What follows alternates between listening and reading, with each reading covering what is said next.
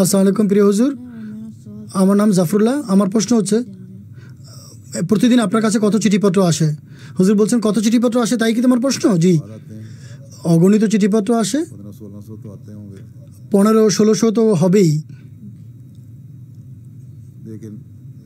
কিন্তু আমি নিজে যে চিঠিপত্র দেখি তা 600-700। বাকি চিঠিপত্র খোলাসা বা সামারি হিসেবে আমার কাছে আসে। সপ্তাহে 7-8 হাজার চিঠিপত্র হয়, যেগুলো আমার কাছে খোলাসা হিসেবে আসে। প্রতিদিন কমপক্ষে 1000 চিঠি হয় গড়ে। এরপরে প্রশ্ন করবে যে কতগুলো লিখেন।